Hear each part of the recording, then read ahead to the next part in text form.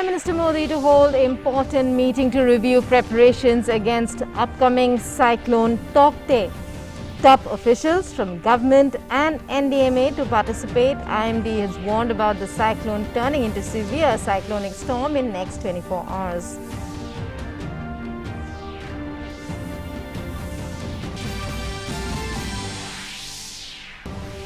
India shows signs of slowing down of COVID-19 infections. Recovery from COVID exceeds infections for fourth consecutive day. 3,26,098 cases reported yesterday. Total active cases now stand at 36,73,802, while 3,890 people have lost their lives in the past 24 hours.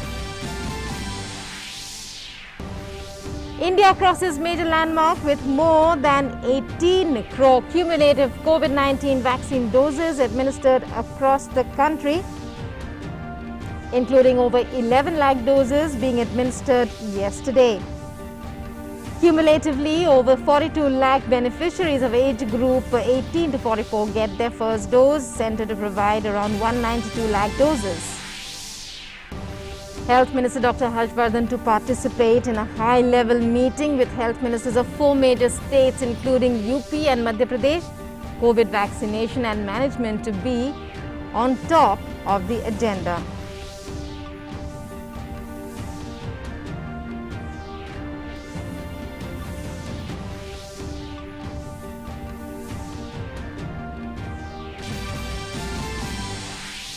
Indian Railways continues to bring relief by delivering liquid medical oxygen to various states. So far, Railways have delivered nearly 7,900 metric tons of LMO in around 500 tankers across the country.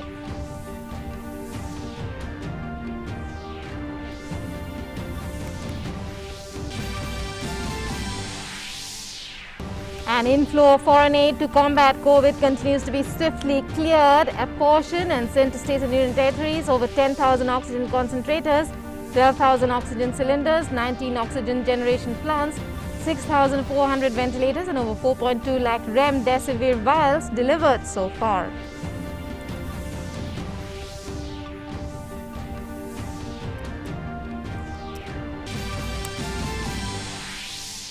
World Health Organization urges rich countries to reconsider plans to vaccinate children. Instead, advises to donate COVID-19 shots to COVAX scheme to help poorer nations fight COVID-19.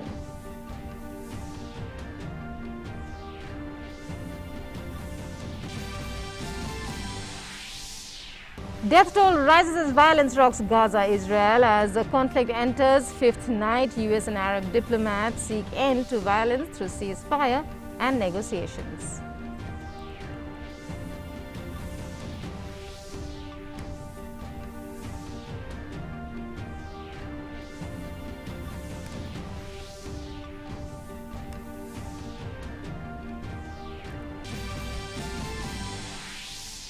And in sports, BCCI announces Indian women's squads for Tour of England. Tour consists of one-off test match, ODI and T20 International Series to begin from June 16th. Star opener Shefali Verma gets her maiden ODI call-up. Hello and welcome to this edition of the news. I'm Rukmaina. Top story. Prime Minister Narendra Modi will hold a meeting to review preparations against the upcoming Cyclone Tauktae.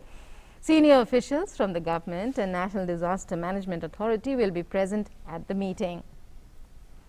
Cyclonic storm Tauktae over east central and adjoining southeast Arabian Sea and Lakshadweep area moved nearly north-northwestwards with a speed of about 9 km per hour in the past 6 hours and lay centered over east central and adjoining southeast Arabian Sea.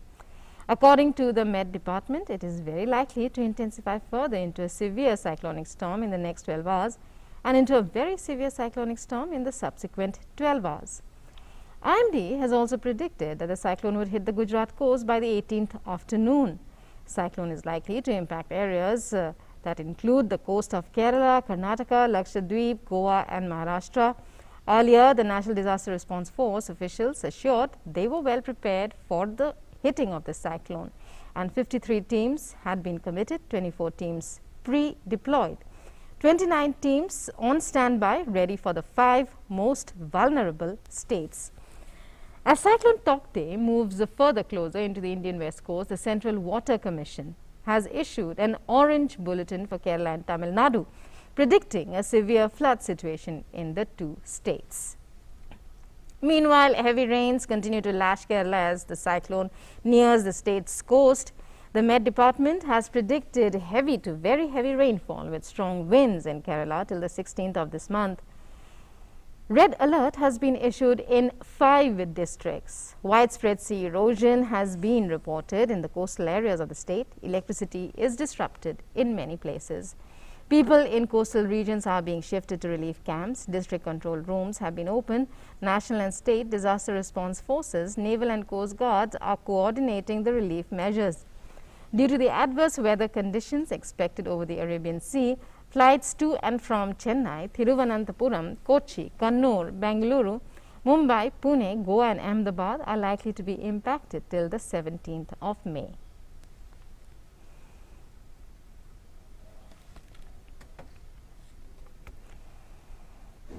And our correspondent Tapas Bhattacharya now joins us with more details. Tapas, what is the IMD saying about the force of the winds that are to accompany Cyclone Tauktae likely to make landfall? It is already maturing from rising up, can we say, from a deep depression. Well, yes, in fact, yesterday late night from a deep depression, it turned into a cyclone, and that's how the name also was associated. In fact, the IMD in its latest bulletin has marked a yellow message for Gujarat as well as for Diu and nearby areas. It has already said that currently the speed of the wind speed is currently somewhere in the region of 75 to 90 kilometers, gusting to almost 95. And it is expected that by another 12 to 24 hours, that the wind speed will pick up to almost 110 to 130. And it will turn into a very severe cyclonic storm from a cyclonic storm. So in that sense, the speed and as well as the intensity of the cyclone will also increases manifold, and that's one of the reason why almost 5 states will be impacted. In fact, Lakshadweep, Kerala, Tamil Nadu, Karnataka, the coastal areas of Karnataka, along with the adjoining Ghat areas, and Kerala's and Tamil Nadu's Ghat districts, along with Konkan and Goa, will be most impacted in the next couple of days. And Gujarat also, in fact, it is expected that near Porbandar, this particular the landfall is expected to be somewhere in the region of Porbandar, and it is expected that on 18th of morning the particular landfall can take place. Now, having said that, there is a heavy warning that has been issued to fishermen of all these states. They have been barred from going into the sea.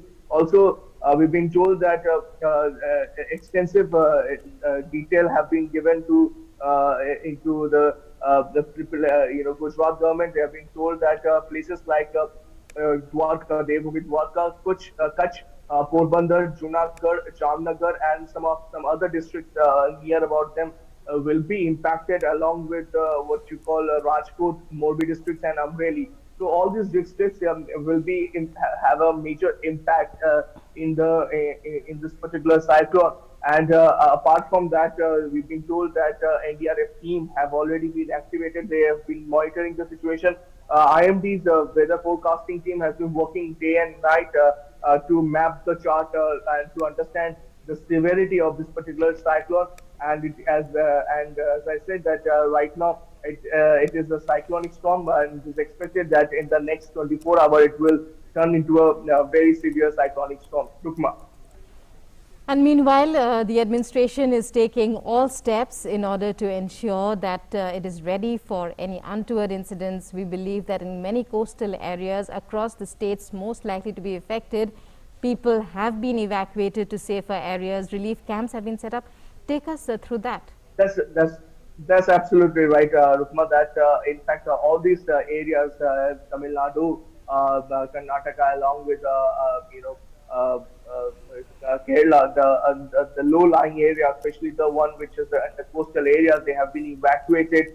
In Kerala, there is a warning in many of the districts. In fact, almost 8 districts, there is a warning of a red alert warning has been issued. The flash control department of the IMD has also issued a warning to all these places and saying that the low-lying areas can be inundated in this particular in the next couple of days, especially remember from today till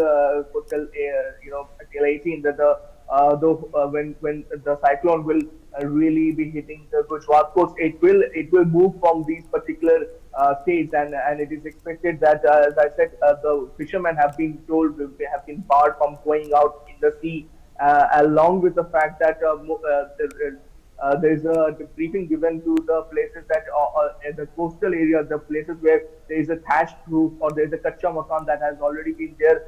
People have been told to vacate them and move to places which has concrete houses and station themselves there.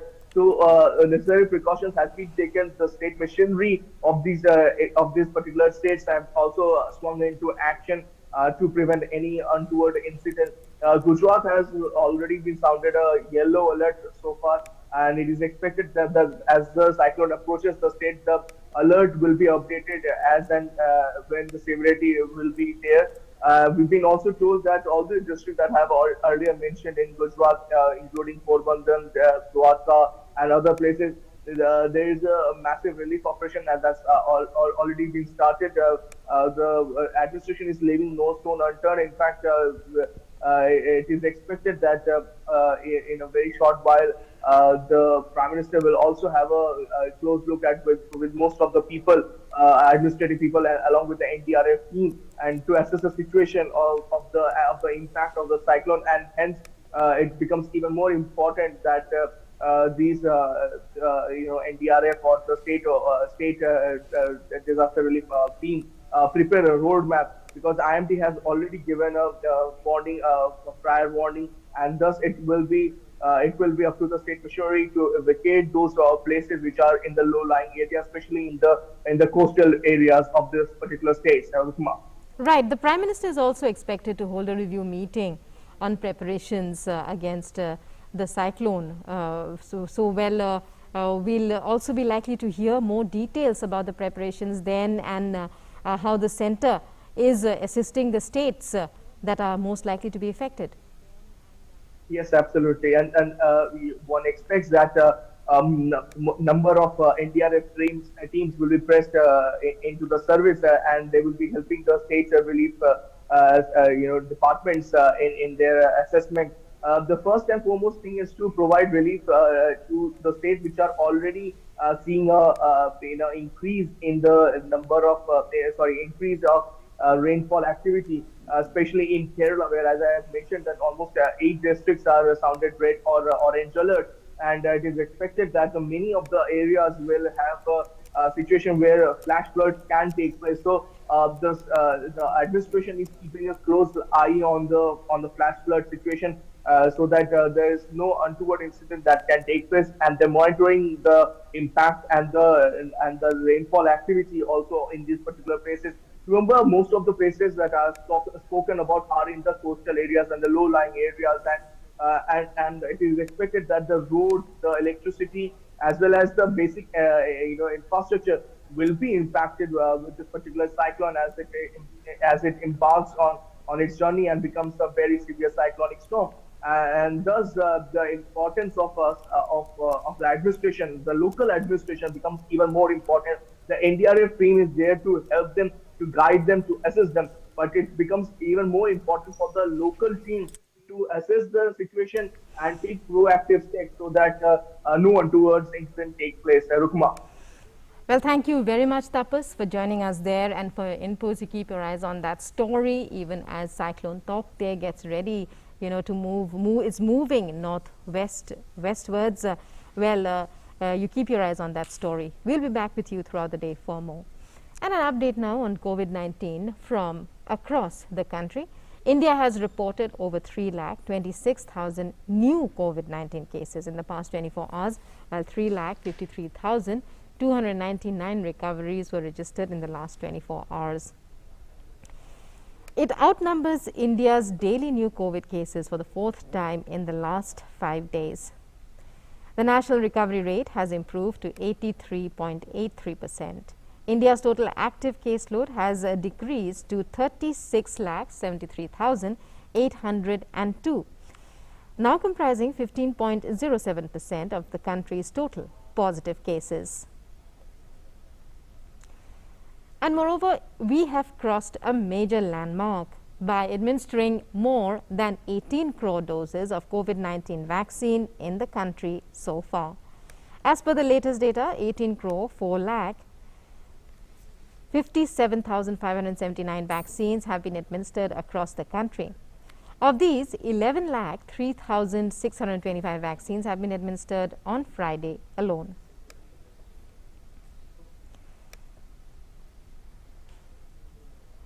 And India continues to put up a strong fight against COVID-19. The country continues its mass-scale COVID-19 testing drive as per the ICMR, that's the Indian Council of Medical Research. 16,93,093 samples were tested on May 14th, taking the cumulative total to 31 crore 30 lakh 17,193.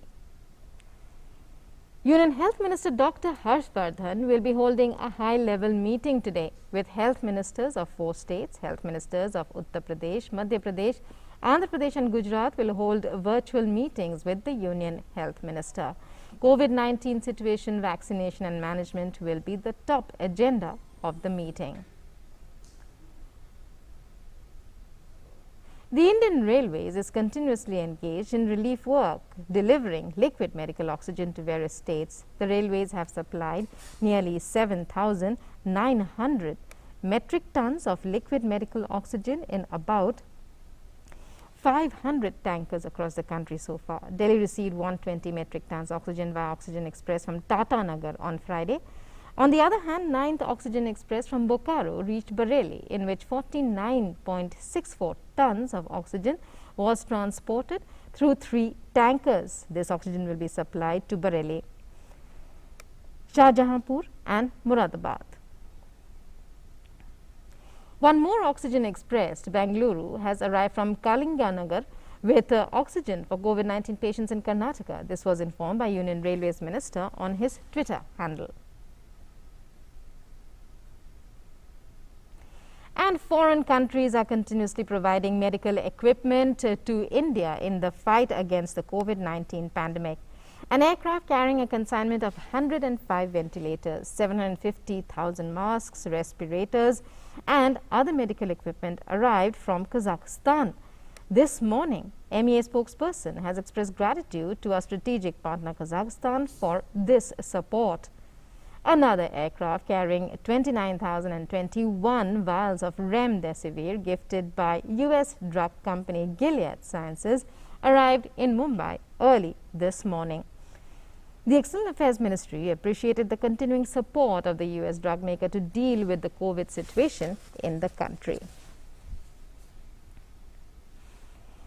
COVID has proved that humans can only save each other with humane attitudes and care, and our health workers at this crisis are the God-sent angels. Health workers of Purana Mohan Smriti PHC and the Govindabari Community Health Center went to the remotest parts of Tripura and vaccinated a group of people who are into shifting cultivation. It was a great challenge for the health workers to vaccinate them, and they face a difficult time as people have their own inhibitions and spend time in makeshift bamboo homes in the Jhum field and would come back to their villages only after harvesting season. For the health workers, communication was another major challenge as they had to walk many kilometers and sometimes to climb hills. That is where Jumiyas or shifting cultivators as they are known here live. An oxygen generator from the UK capable of an output of 500 LPM reached Jwala Simla Basumatari Civil Hospital, Kajalgaon, Chirang today with the help of an NDRF team. The foreign aid is being quickly dispatched to states. In the war against COVID-19, the United Kingdom has helped India with 3 oxygen plant containers sent to 3 hospitals in the states of Rajasthan and Assam. And the World Health Organization has urged rich countries to reconsider plans to vaccinate children and instead donate COVID-19 shots to the COVAX scheme that shares them with poorer nations. WHO is hoping more and more countries will follow France and Sweden in doing so, in donating COVAX after inoculating their priority populations to help address the problem of the gulf in vaccination rates, especially in poorer countries. Canada and the US are among countries that have authorized vaccines for use in adolescents in recent weeks. COVAX, which has delivered nearly 60 million doses so far, has struggled to meet supply targets. So far, nearly 1.26 billion doses of COVID-19 vaccine have been administered. Globally, infections have been reported in more than 210 countries and territories since the first cases were identified in China in December 2019. And let's now take a look at updates on COVID-19 from across the world. So far, nearly 16 crore 25 lakh 19,000 people have been infected with the virus, while the number of recoveries has crossed 14 crore 3 lakh 80,000 globally. The virus has claimed more than 33 lakh 70,000 lives worldwide. The US, where COVID-19 cases are above 3 crore 36 lakh 63,000, continues to remain the worst hit with the disease. The number of fatalities in the United States has crossed 5 lakh 99,000. And now an update on the Israel-Palestine conflict. Israeli planes renewed airstrikes in Gaza early this morning, and Hamas militants responded by firing rockets into Israel as their battle entered a 5th night. Sirens sounded in 2 major southern Israeli cities, warning of incoming fire from Gaza. Hamas claimed responsibility for launching the rockets with no sign of an end to the fighting. Casualties spread further afield, with Palestinians reporting 11 killed in the occupied West Bank amid clashes between protesters and Israeli security forces. At least 132 people have been killed and over 900 were injured in Gaza since Monday. Meanwhile, ahead of a session of the UN Security Council on Sunday to discuss the situation, the Biden administration's envoy, Hady Amr, Deputy Assistant Secretary for Israel and Palestinian Affairs, landed in Israel on Friday evening. The U.S. Embassy in Israel says the aim is to reinforce the need to work toward a sustainable calm.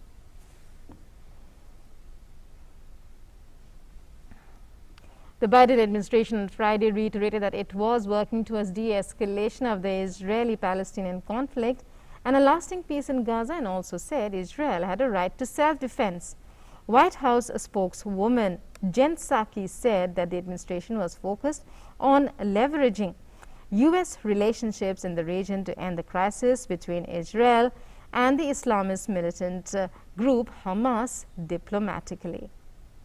Israel has the right to self-defense. Our focus remains on continuing to use every lever at our disposal to de-escalate the situation on the ground. I think it's also important to remind people Hamas is a terrorist organization. Hamas does not represent the views, the families, the people who are suffering, and obviously we'll continue to evaluate what's needed and how we can play a constructive role. But what I can tell you is that our engagement is extensive, it is deep, and it will continue behind the scene. In other international news, Britain and Ireland will be working together to maintain smooth trade between Britain, Northern Ireland and Ireland. Leaders of Britain and Ireland agreed upon working together to uphold the Belfast or Good Friday Agreement on Friday after meeting at Prime Minister Boris Johnson's country residence. Since Britain completed its exit out of the European Union at the end of last year, ties between the two have soured, especially over parts of their agreement governing trade between Britain and its province of Northern Ireland. Earlier, Britain had said the way in which post-Brexit trade rules for Northern Ireland are operating may not be sustainable for long. However, now London may hope EU member Ireland could help move those trade talks along.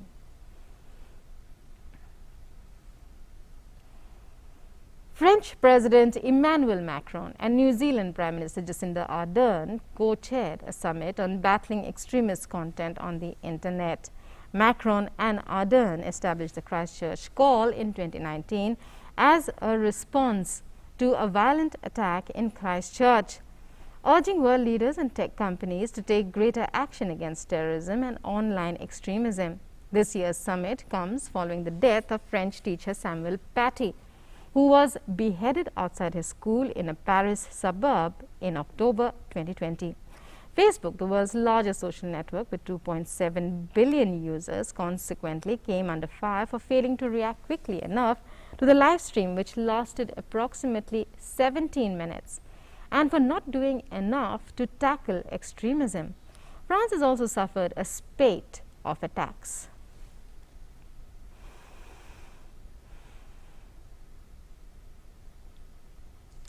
Washington was running out of gasoline on Friday, even as the country's largest fuel pipeline network ramped up deliveries following a cyber attack.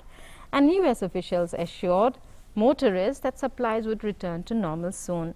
The 6-day Colonial Pipeline shutdown was the most disruptive cyber attack on record. Widespread panic buying continued 2 days after the pipeline network restarted, leaving filling stations across the U.S. southeast out of gas, even in areas far from the pipeline, with more Americans taking road trips as pandemic restrictions ease.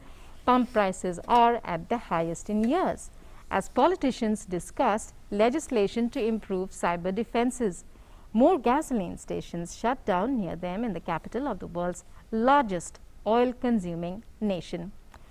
President Joe Biden has assured motorists that supplies should start returning to normal by this weekend. The Board of Control for Cricket in India, BCCI, on Friday announced the Indian women's squad for the upcoming tour of England. The team will play a one-off test match, 3 ODIs and as many T20s during the tour. The Indian women's team will be led by Mithali Raj, while Harmanpreet Kaur will be the vice-captain. The one-off test begins on the 16th of June in Bristol, which will be followed by a 3-match ODI series that will commence from the 27th of June. Teen batting sensation Shefali Verma and seasoned pacer Shikha Pandey are part of all 3 squads. The tour will be Indian women's newly appointed coach Ramesh Pawar's first assignment in his second stint as the head coach of the team. The former India spinner replaced W.V. Raman in the position on Thursday. That's all in this edition of the news. News and updates continue on DD News and DD India. Meanwhile, stay safe, wear a mask if you have to go out, and in closed spaces with a lot of people inside the home as well, and protect yourself from the virus. That's all in this edition of the news. Namaskar.